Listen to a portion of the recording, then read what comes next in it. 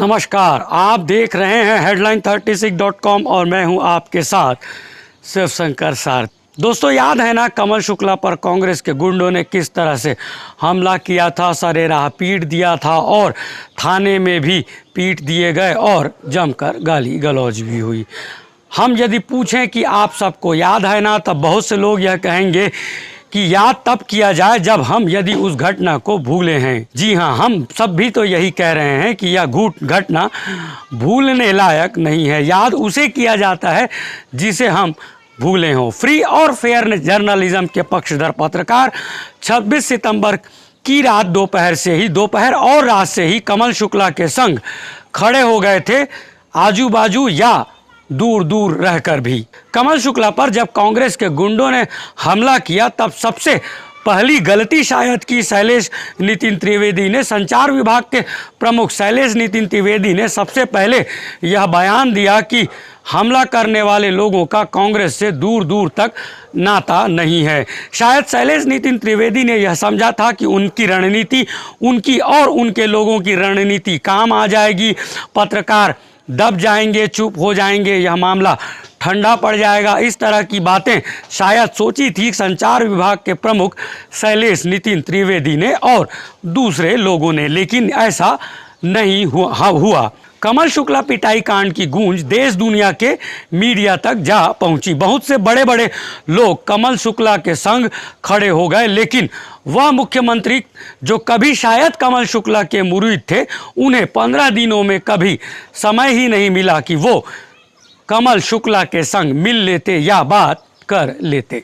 वैसे तो कमल शुक्ला पिटाई कांड पर बहुत से लोगों ने काफ़ी कुछ लिखा है, लेकिन हम सबसे ज़्यादा प्रभावित हुए हरिभूमि के समन्वय संपादक ब्रह्मवीर सिंह के लिखे से, और दूसरा सबसे अच्छा लिखा अंत में जिन्होंने लिखा, वरिष्ठ पत्रकार दीपक पाचपोर साहब ने। हरिभूमि के समन्वय संपादक ब्रह्मवीर सिंह उम्र में मुझसे भी छोटे हैं, लेकिन ईमानदार और दबंग पत्रकारिता के मामले में मैं उनके सामने कहीं नहीं टिकता हूं। हरिभूमि के समन्वय संपादक ब्रह्मवीर सिंह ने यह लिखा कि जब कमल शुक्ला की पिटाई हो रही थी तब बाकी पत्रकार क्या कर रहे थे। कांकेर में सरेराह हुई गुंडागर्दी के बाद कमल शुक्ला ने कदम बढ़ाने शुरू किए और धीरे धीरे युवा पत्रकारों ने, फ्री और फेयर जर्नलिज्म के पक्षधर पत्रकारों ने उनके साथ कंधे से कंधा। देर से ही सही, स्वास्थ्य मंत्री टीएस बाबा ने यह कहने का दम दिखा दिया कि वरिष्ठ पत्रकार कमल शुक्ला के संग गलत हुआ है और वो इस काम के लिए, घटना के लिए माफ़ी मांगते हैं। कमल शुक्ला के साथ ही हम सभी पत्रकार यह मानते हैं कि पत्रकार कभी किसी को झुकाना नहीं चाहते थे। माफ़ी मांगकर जरूर स्वास्थ्य मंत्री टीएस बाबा ने फिर से एक बार अपने कद को ऊंचा कर लिया है। राजभवन और स्वास्थ्य मंत्री ने इस मामले में संवेदनशीलता, बड़प्पन और गजब की सूझबूझ का परिचय दिया है। राजभवन और स्वास्थ्य मंत्री टीएस सिंहदेव के बड़प्पन, संवेदनशीलता और फैसले को लेकर कयास लगाए जा सकते हैं और बहुत से मतलब निकाले जा सकते हैं, लेकिन हम वरिष्ठ पत्रकार दीपक पाचपोर के लिखे लाइनों से सहमत हो रहे हैं। हमें सबसे ज़्यादा प्रभावित किया दीपक पाचपोर साहब ने सोशल मीडिया में इस मामले का एक विश्लेषण कर दिया। वरिष्ठ पत्रकार दीपक पाचपोर ने अपने लंबे लेख में यह बताया कि चीफ मिनिस्टर भूपेश बघेल, विनोद वर्मा और रुचिर गर्ग जैसे काबिल पत्रकारों का उपयोग नहीं कर सके और इस पूरे मामले को वो हैंडल करने में नाकाम रहे, जिसके चलते यह मामला राजभवन तक जा पहुंचा और राज्यपाल अनुसुईया उइके ने गजब की सूझबूझ का परिचय देते हुए इस मामले को लगभग ख़त्म कर लिया और छत्तीसगढ़ के लोगों को एक रास्ता दे दिया, बता दिया कि चीफ मिनिस्टर का बंगला सबके लिए खुला है या नहीं यह नहीं पता, लेकिन राजभवन का दरवाज़ा हर आमो खास के लिए खुला हुआ है। जब हरिभूमि के संपादक ब्रह्मवीर सिंह और वरिष्ठ पत्रकार दीपक पाचपोर की बात हो गई है, तब राज्य के दो बड़े पत्रकारों के बारे में भी बात कर ही लेनी चाहिए। दोनों ही आदमी चीफ मिनिस्टर भूपेश बघेल या सरकार के खास हैं। दोनों ही लोग कमल शुक्ला से भी परिचित रहे हैं।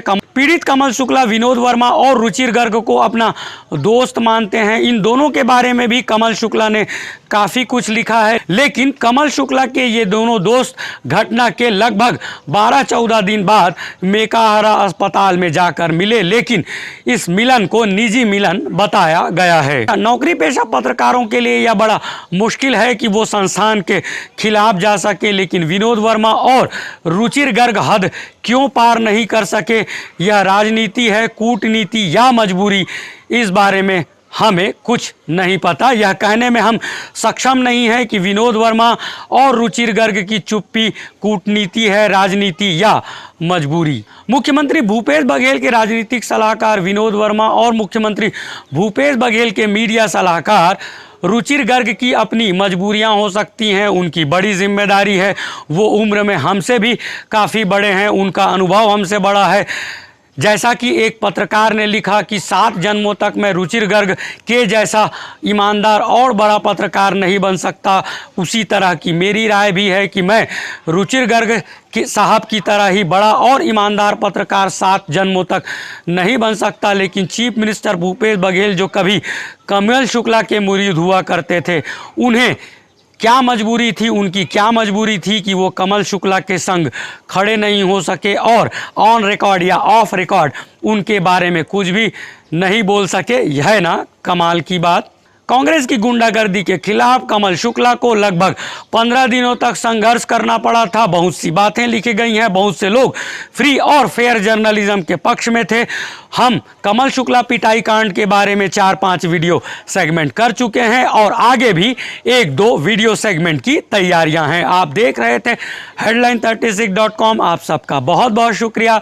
यदि हमारी अभिव्यक्ति अच्छी लगती है, वीडियोज़ अच्छे लगते हैं, तो इसे खूब वायरल करिए और सब्सक्राइब करने के लिए बेल आइकॉन को टच करना नहीं भूलिए।